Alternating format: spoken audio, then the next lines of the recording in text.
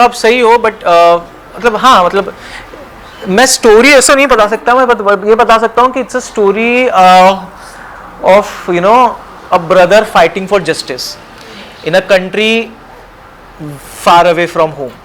और जहाँ तक रही बात हेयर मेकअप की, तो मैंने मेकअप नहीं करा था, मैंने मेकअप नहीं किया था और हेयर भी मैंने खुद से बनाया था एलोवेरा जेल लगा के।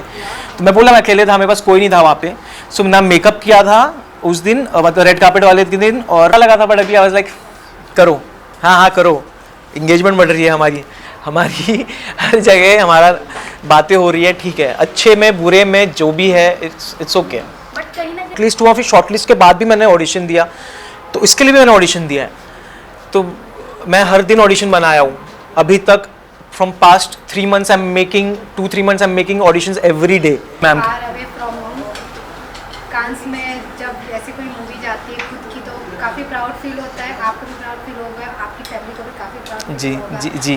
फर्स्ट ऑफ ऑल कांस में जाके कैसा होल एक्सपीरियंस रहा, वो कुछ शेयर करना चाहेंगे आप? मज़ा आया, हेक्टिक था क्योंकि मैं अकेला गया था, कि मेरी टीम का वीज़ा रिजेक्ट हो गया था और जो हमारे फिल्म के डायरेक्टर प्रोड्यूसर थे, डायरेक्टर की तबीयत बहुत ज़्यादा ख़राब हो गई थी और producer was not here, so I was the only person जो रिप्रेजेंट कर रहा था हमारी फिल्म को। तो मेरे लिए काफ़ी डिफिकल्ट था हर एक चीज़ वहाँ पे खुद अकेले मैनेज करना, बट अच्छा था, एक्सपीरियंस अच्छा था। I was just happy that I am here for my movie. और मैं एक अपने प्रोजेक्ट के साथ आया हूँ और इतने बड़े फेस्टिवल में हमारी फिल्म का पोस्टर लॉन्च होना बहुत बड़ी बात थी, तो आई वाज जस्ट हैप्पी। बहुत सारे संघर्ष हुए, मैं रोडों पे भी भाग रहा था क्योंकि मैं लेट हो रहा था रेड कार्पेट के लिए, तो सब हुआ, but at last I was just happy कि आई मेड इट। जैसे कि आपने कहा वीज़ा रिजेक्ट हो गया आपकी टीम का, जी। पोस्टर देखा मैंने, शायद मूवी भी ऐसे कुछ रिलेटेड है, आप लंदन जा रहे हो। हाँ, थोड़ा हद तक आप सही हो बट मतलब हाँ मतलब मैं स्टोरी ऐसा नहीं बता सकता, मैं ये बता सकता हूँ कि it's a story of you know a brother fighting for justice in a country far away from home.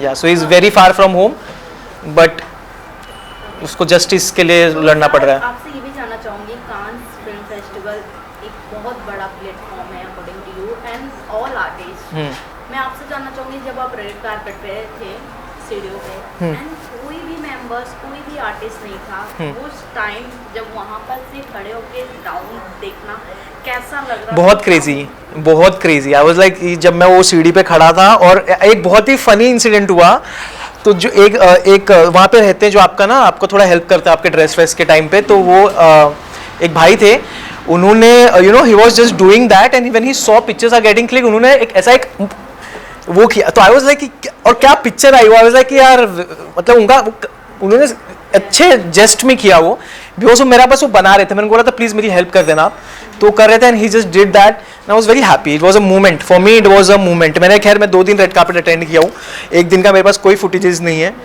और ना क्योंकि मैं किसी फोटोग्राफर को जानता नहीं था, तो अभी किससे आप टच में नहीं आ सकते।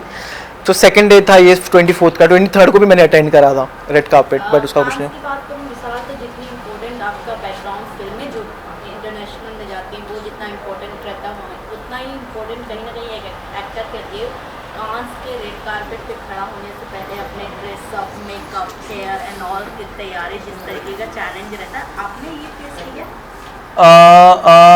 नहीं, तैयारी मतलब मेरे बहुत जैसे मैं बोला, मेरे पास टाइम बिल्कुल नहीं था, तो ये जो आउटफिट था जो मैंने पहना था वो वो मैंने सोचा था कि मुझे वो करना है ऐसा कुछ, क्योंकि वो जो कॉर्सेट था मेरे मेन आउटफिट का, 2 हाईलाइट था, एक केप था, एक कॉर्सेट था। तो कॉर्सेट फ्रांस में फ्रेंच आदमियों ने पहनना चालू करा था, तो because I was in France, तो मैं को एक वो फ्यूजन करना था, तो वो किया। और जहाँ तक रही बात हेयर मेकअप की, तो मैंने मेकअप नहीं करा था, मैंने मेकअप नहीं किया था और हेयर भी मैंने खुद से बनाया था एलोवेरा जेल लगा के। तो मैं बोला मैं अकेले था, मेरे पास कोई नहीं था वहाँ पे, सो ना मेकअप किया था उस दिन मतलब रेड कार्पेट वाले दिन और ना बाल किसी ने करके दिया था। इवन पोस्टर, जब पोस्टर लॉन्च हुआ वहाँ जितने लोग थे उनका क्या कुछ एप्रिशिएशन मिला? सो क्या होता है ना, पोस्टर रेड कार्पेट पे लॉन्च नहीं होता, पोस्टर हाँ इंडियन पवेलियन जगह होती है कैन में, वहाँ पे लॉन्च होता है, तो वहाँ पे बहुत लिमिटेड लोग रहते हैं, तो कैसा होता है कि वहाँ पे पीछे स्क्रीन रहती है, वहाँ पे आपका पोस्टर रहता है और हाथ में, तो मैं वही बोल रहा हूँ, वहाँ पे भी बहुत लोगों ने फोटोज़ खींची, पर मेरे से फोटोज़ ही नहीं है क्योंकि वो पहले दिन हुआ था। वो करा, फिर उसके बाद मैंने रेड कार्पेट अटेंड करा, फिर अगले दिन रेड कार्पेट अटेंड करा, तो उस दिन मेरे पास पहले दिन की कोई फुटेजेस ही नहीं आई, बिकॉज ना मैं किसी फोटोग्राफर को नहीं जानता था, तो या but it was a good moment. जैसे कि आप तो अपनी मूवीज़ के लिए गए थे, लेकिन इस बार कांस काफ़ी कंट्रोवर्सीज में था क्योंकि कई लोग गए थे जिनकी मूवीज़ नहीं थी, वो लोग भी गए थे। तो हम जानना चाहेंगे कि कांस की रियलिटी क्या है, क्योंकि एक इन्फ्लुएंसर या फिर कोई तो कंटेंट क्रिएटर था, उन्होंने पोस्ट किया था कि अब तो कांस में हर लोग जा रहे, दूसरे जगह बैक साइड में एक और कारपेट बना रहता है। ऐसा कुछ भी नहीं है। तो आपसे जानना चाहेंगे, आपका पर्सनल एक्सपीरियंस है, आप क्या कहते हैं? ये जो बात है ये मैंने भी सुना है, पीछे वैसा कुछ भी नहीं है, पीछे कुछ रेड कार्पेट नहीं है, और जो भी ये चीज़ बोल रहा है कि कोई भी चले जा रहा है तो आप भी चले जाओ। और दूसरा, मैं हमेशा से मानता हूँ कि can film festival is about films, it's not about fashion, right. Rest assured, अगर किसी को भी मौका मिले, फॉर एग्जांपल जितने इन्फ्लुएंसर्स भी हमारे इंडिया से गए हैं, अगर उनको किसी ब्रांड ने बोला हम आपको लेके जा रहे हैं, तो आपको कोई बोलेगा आप मना करोगे? नहीं करोगे ना, तो ठीक है। अब जब फिल्में उनकी प्लेटफॉर्म पे प्रमोट हो रही है तो वो अपने आप को फिल्मों की जगह क्यों ना प्रमोट करें। बट विशाल, आपसे जानना चाहूँगी, जिस तरीके से हेट भी आपको भी पर्सनली काफ़ी मिला है कांस फेस्टिवल को लेकर, जैसे हमने कमेंट सेक्शन भी पढ़ा है, सो उस पर आपका रिएक्शन क्या है और टेक क्या है, आप क्या कहना चाहोगे? पहले बुरा लगा था, बट अभी आवाज लाइक करो, हाँ करो, इंगेजमेंट बढ़ रही है हमारी हर जगह हमारा बातें हो रही है, ठीक है, अच्छे में बुरे में जो भी है, इट्स ओके।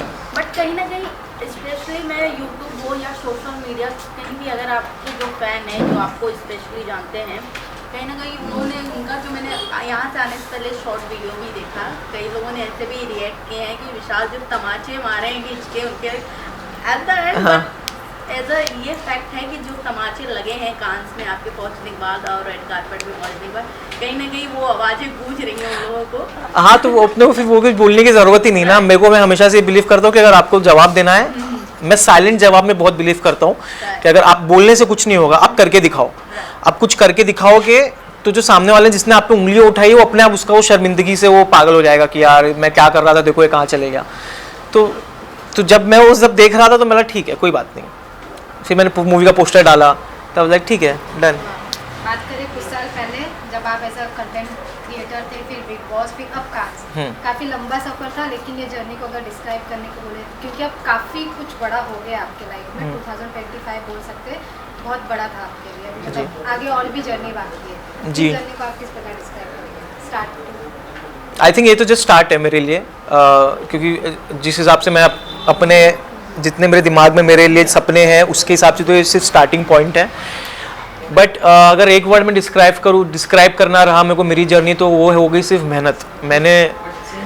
लोगों ने हर चीज़ बोलते हैं बट वो ही नहीं दिखते कि यार ये इंसान ने मेहनत भी तो करी होगी। मैंने बहुत मेहनत करी है, मैंने घंटों मैंने ऑडिशंस दिया है, और ये फार अवे फ्रॉम होम के लिए भी मैंने कम से कम 3 से 4 ऑडिशंस दिया हूँ मैंने। फिर जाके मैं शॉर्टलिस्ट हुआ, फिर शॉर्टलिस्ट के बाद भी मैंने ऑडिशन दिया, तो इसके लिए भी मैंने ऑडिशन दिया है।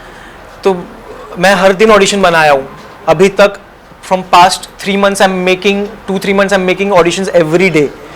किसी में आप सिलेक्ट होते हो, किसी में नहीं होते हो, तो बस कांस्टेंट हार्ड वर्क। तो मैं सिर्फ हार्ड वर्क। रिसेंटली सॉन्ग भी आया था सनम अकबर के साथ जी, में, और 3 वीक में 12 मिलियन जाना बहुत बड़ी बात है। अभी भी ट्रेंड पे है हम रील्स पे जी।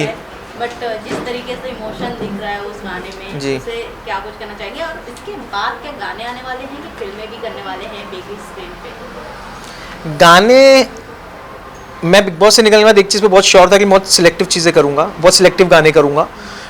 तो मैंने सिर्फ एक ही गाना उठाया था, उसके बाद से अब तक मैंने एक भी गाना नहीं किया है। और आई डोंट थिंक कि मैं ज़्यादा गाने करूँगा अनलेस एंड अनटिल बहुत बड़ा गाना है, बहुत ही मेरे को अच्छा लगा। Apart from that I think मैं ज़्यादातर आप लोग को अभी मूवी या फिर मूवी में तो आप लोग को दिख ही जाऊँगा जल्दी नेक्स्ट ईयर। वेब सीरीज़ और ये सब में मेरा ज़्यादा ध्यान है, बट अच्छे गाने रहेंगे तो मैं आपको ज़रूर देखूँगा। ये विशाल, जब कोई बिग बॉस से निकलता है ना, तो एक टैग लग जाता है कि बिग बॉस जो कंटेस्टेंट है वो सिर्फ म्यूजिक वीडियो तक सीमित रह जाते आते हैं उनको उस प्रकार के बड़े प्रोजेक्ट्स नहीं मिलते। आपके लिए चैलेंजिंग था जब आपको ये प्रोजेक्ट चाहिए था, या फिर जब आपने ऑडिशन दिया? और भी कई सारे प्रोजेक्ट्स होंगे जो आपके छूट गए होंगे या फिर कुछ मिले होंगे, उसके बारे में कुछ शेयर करें। I think part of the journey है। बिग बॉस से निकला, मेरे साथ बहुत चीज़ें भी हुई, ड्रॉप किया गया बहुत सारी चीज़ों से 2-2 दिन पहले, बट ठीक है, it's a part of journey. और जहाँ तक रही बात एक टैग लगना नहीं मिलता, काम, म्यूजिक वीडियोज़, ये वो, I don't think it's true. ये डिपेंड करता है पर्सन टू पर्सन पे। अभी करणवीर को भी कुछ शायद मिला, फिल्म वगैरह मिला करणवीर को, है ना। तो आई डोंट थिंक ऐसा कुछ है, जिसको मिलना होगा, जिसके नसीब में होगा, जो होगा वो करेगा बस। इवन अपार्ट फ्रॉम दिस, लोग जो आपकी 3 जोड़ी थी, 3 लोग, आप, समीक्षा और एक और लोग थे, भावेन, हाँ, उनका लोग, आप तीनों के जो केमिस्ट्री का लोग काफ़ी वेट करे, काफ़ी टाइम हो गया, आप तीनों का कुछ प्रोजेक्ट्स नहीं आया, क्योंकि मैं कमेंट सेक्शन पढ़ी थी। अभी देखो क्या है कि समीक्षा बिजी थी अपनी सीरियल में, हमारे भाविन भाई बिजी हैं अपनी शादीशुदा ज़िंदगी में, अभी हुई नहीं है, होगी उसकी जल्दी, बट वो एक अलग फेज़ में है लाइफ के, उसको मज़ा आ रही है, ठीक है। हम लोग हमेशा बात करते थे ऐसा कि बट वो अभी वो अलग फेज़ में है, वो अभी दूल्हे राजा बने हुए हैं, तो और मैं अभी ये सब चीज़ों में था। बट टचवुड हम बहुत जल्दी मिलेंगे और हम बहुत अच्छी चीज़ें भी करेंगे साथ में। बट अभी ऐसा है कि उसको लेने दो टाइम यार, मतलब समीक्षा अभी जस्ट सीरियल से वो निकली है, भाविन को लेने दो थोड़ा, उसको सेटल हो जाने दो अपनी ज़िंदगी यार उसकी। एंड लास्टली क्या कुछ कहना चाहेंगे? बस यही बोलना चाहूँगा, thank you so much guys, आप लोग ने बहुत प्यार दिया, कैन को भी आप लोग ने बहुत प्यार दिया, और जिन्होंने नहीं दिया आपको भी थैंक यू। इसी तरह से आप मुझे देखते, बट हाँ, अगर आप लोग प्यार नहीं दिया है फिर भी मैं आप लोगों को ज़रूर दिखता रहूँगा इधर उधर, तो आई होप कि मैं आपका हेट प्यार में बदल दूँ। Thank you. इवन एक लास्ट क्वेश्चन, आपके जो जिगरी दोस्त थे भाभी, वो तो सेटल हो गए अपनी पर्सनल लाइफ, हाँ। आपका कुछ ऐसा इरादा है? नहीं यार, मैं इतने जल्दी कैसे सेटल हो सकता हूँ, मेरे बहुत बड़े ख्वाब हैं, मतलब मैं उसको किए बिना तो मैं सेटल, आई थिंक सेटल, ये वर्ड ही गलत है, सेटल क्या होता है, नहीं, सेटल मैं तब तक नहीं होऊंगा जब तक मैं एक अचीव नहीं कर लेता कुछ चीज़ें मेरे को जो अचीव करनी है, और कोई अच्छी लाइफ पार्टनर मिल गया साइड में, तो फिर क्या बोलते हैं उसको, चांदी पे क्या कुछ तो बोलते हैं ना, हाँ, सोने पे सुहागा। एनी स्पेसिफिक क्वालिटीज, या फिर मतलब आपको किस प्रकार चाहिए, कैसी हो? घरेलू लड़की चाहिए भैया, संस्कारी घरेलू, हम खुश है उसमें। Thank you. so much.